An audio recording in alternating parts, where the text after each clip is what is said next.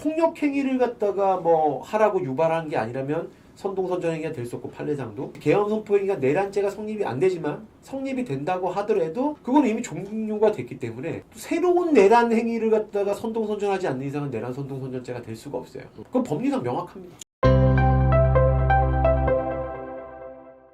최지우 변호사님이 얼마 전에 민주당이 내란 선전죄나 선동죄로 우리 일반 국민들을 고발하면 내가 나서서 직접 무료로 변호사를 해주겠다라는 말씀을 해주셨는데 그게 어떤 취지에서 하신 말씀인지, 그리고 이 민주당의 이 내란 선전죄로 국민들을 또 유튜버들을 고발하고 있는 이런 행태들 법적으로 이게 가능한 일인지에 대해서 설명을 좀 부탁드리고 싶습니다. 일단 제가 이제 저도 사실 유튜브를 잘 보지는 않았어요. 잘 보지는 않았는데 요번에 이제 그 계엄이 선포를 하고 계엄이 해제되는 거 끝나고 난 다음에 좀 굉장히 많이 유튜버들을 봤어요. 근데 저희가 뭐 사실 일반적으로 근데 굉장히 뭐 사람들한테 들었을 때는 뭐 좀 약간 저기 뭐 좌편향적이다, 우편향주의적이다 이런 유튜브를 봤는데 그런 유튜브들도 굉장히 합리적이신 분들이 꽤 굉장히 많더라고요. 그리고 정말 논리와 사실관계를 근거로 해갖고 엄청 주장을 논리적으로 하시는 분들도 많고 그렇기 때문에 이제 그분들이 자유롭게 하시면서 국민들이 그런 부분들을 보고 나서 뭐 윤석열 대통령에 대한 지지율도 급등하고 국민의힘 지지율도 급등하지 않았습니까?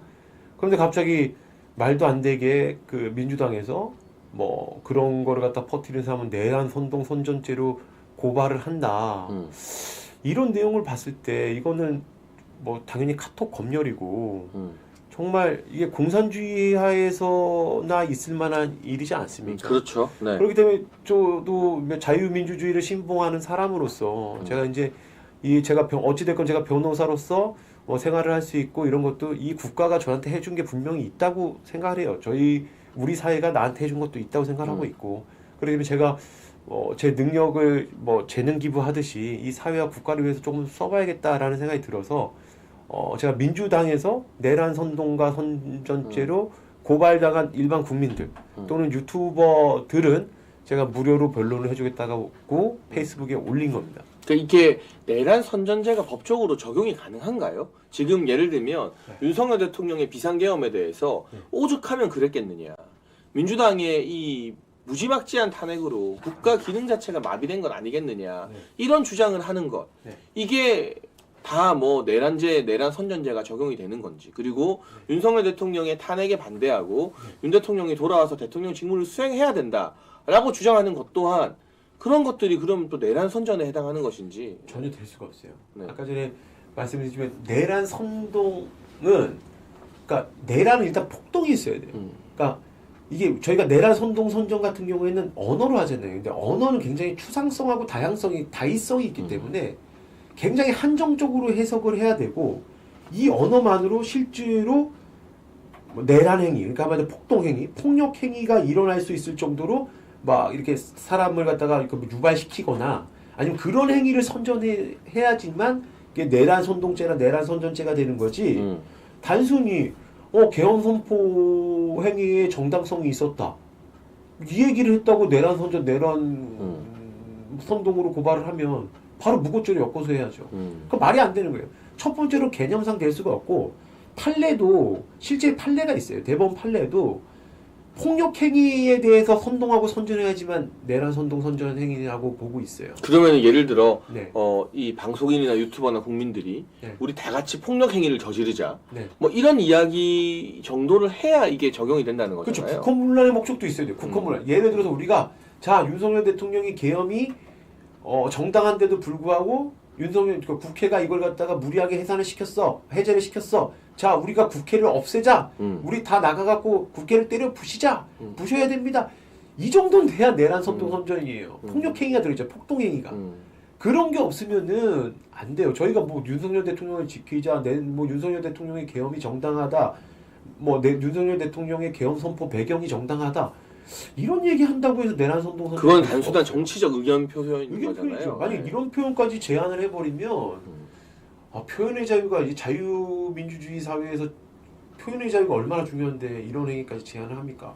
그리고 두 번째 계엄 선포 행위가 저는 내란죄가 성립하는지 굉장히 의문이 있는데 그 내란죄가 만약에 성립한다고 치더라도 이미 종료된 거잖아요. 시점상. 네. 시점상 종료됐기 때문에 향후 내란을 해라, 뭐 향후 이렇게 해야지만 이게 내란 선동 선전죄가 되는 거지. 폭동을 일으키자 해야 되는 게 과거에 그러니까 예를 들어서 만약에 전두환 대통령님이 지금 전 대통령님이 내란죄로 처벌을 받았어요.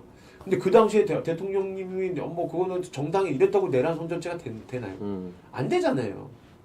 그러니까 이게 사실은 법리상 불가능한 거예요. 이미 그러니까 뭐 정리해서 말씀을 드리면 폭력 행위를 갖다가 뭐 하라고 유발한 게 아니라면 선동선전 행위가 될 수 없고 판례상도 두 번째로는 이미 내란 계엄 선포 행위가 내란죄가 성립이 안 되지만 성립이 된다고 하더라도 그건 이미 종료가 됐기 때문에 또 새로운 내란 행위를 갖다가 선동선전하지 않는 이상은 내란 선동선전죄가 될 수가 없어요.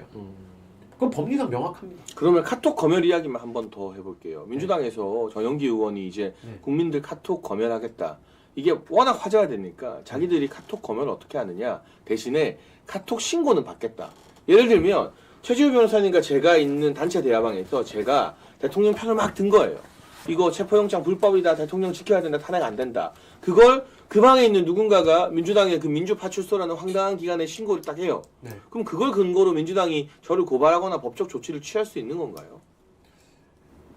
일단 뭐 이거는 이제 위법 수집 증거 배제 법칙이라는 게 있는데 그거는 그 수사기관에 적용되는 거고 그러니까 일반인들이 그렇게 증거를 수집해서 제출을 한다 하면 그거는 증거 능력이 있어도 고발은 돼요. 네, 네. 고발은 되고 증거 능력도 있어요. 근데 문제는 그 발상 자체가 진짜 문제인 거예요. 그 지금 저희가 그러지 않아도 민주파출소라고 하는 사이트를 개설을 했잖아요. 네.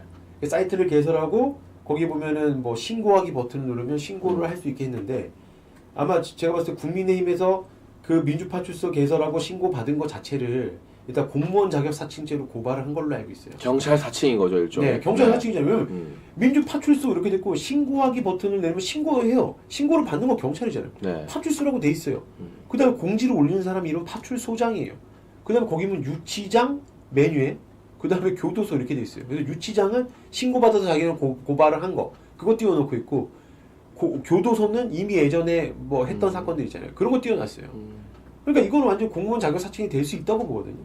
그리고 그렇게 일반 국민을 감시하게 하는 게 실제로 하는 나라가 있어요. 그러니까 어디일 것 같아요? 북한 아닙니까? 맞아요. 북한이에요. 북한은 5집마다 한 집씩 공산당 심어놔요. 5 담당관제라. 네.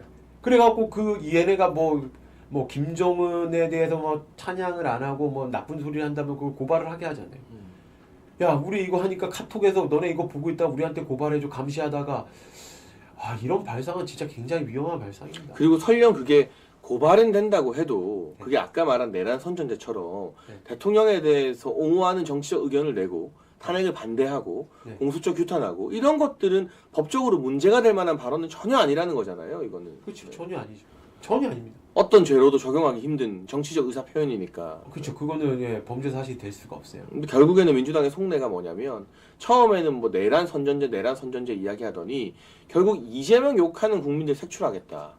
그러면서 민주당이 공식적으로 고발을 했어요. 이재명에 대해서 가짜뉴스 퍼뜨린 일반 국민들까지 고발장 접수한다고 밝혔는데 이 민주파출소니 카톡 검열이니 하는 게 앞으로 내세운 민주당의 대의 명분은 뭐 내란을 막는다, 내란 선전제지만 뒤로는 우리 국민들이 이재명에 대해서 자유롭게 비판하고 표현하는 걸 이 막고 공포 정치로 통치하겠다는 건데 정치인이고 공인에 대한 우리 국민들의 다양한 평가가 비판이나 좀 정도가 심한 비난이라 할지라도 그건 표현의 자유가 좀 허가되어야 되는 방향으로 가는 게 법적인 인식 아닌가요? 그렇죠. 그게 이제 공적 인물의 이론이라고 해갖고, 그러니까 일반인하고 공적 인물은 그 명예훼손을 판단하는 기준이 틀려요. 굉장히 공적 인물 같은 경우에는 자기가 그런 사회 활동을 많이 하고 객관적 뭐 자기의 주관적인 견해도 표출을 할 수 있고 하기 때문에, 그러니까 비판이나 이런 걸 받을 수밖에 없잖아요, 그죠? 그렇기 때문에 그런 공적 인물에 대한 명예훼손죄는 굉장히 엄격히 판단해요. 그래서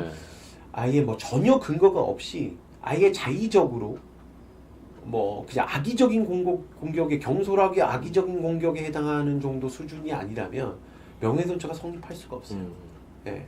그렇기 때문에 이재명에 대해서도 충분히 자유롭게 비판하는 거 우리가 카톡 검열한다고 겁먹거나 위축될 필요는 전혀 없다는 말씀인 거네요. 그렇죠. 그 아예 근거가 없는 허위 뉴스, 예를 들어서 뭐 아예 근거가 없는 허위 뉴스를 갖다 만들어 갖고 그거 갖다 유포하고 이런 건 당연히 지금 형법상으로 처벌이 돼요. 근데 그런 게 아니라 뭐 어떠한 의혹이 있다라는 수준? 그다음에 그 의혹이 실질적으로 합리적인 어느 정도의 근거가 있다. 그러면은 그 정도에 대한 의혹 제기는 명예훼손죄가 성립할 수가 없습니다. 네. 네. 여러분 오늘 우리가 최지우 변호사님 모시고 다양한 법적 쟁점 검토하면서 윤석열 대통령에 대한 공수처의 불법 수사 무엇이 문제인지 짚어봤고 또 민주당의 이 내란 선전제 고발 협박, 카톡 검열 협박도 얼마나 법적 근거가 빈약한 것인지 확인해봤습니다. 혹시라도 그럴 일이 없겠지만 민주당에 의해서 고발당하시는 분들 최지우 변호사님 페이스북을 찾아서 이 댓글 달아주시면 최지우 변호사님이 이 말도 안 되는 내란 선전제 고발 협박에 대해서는 단호하게 대응해 주신다고 하고요.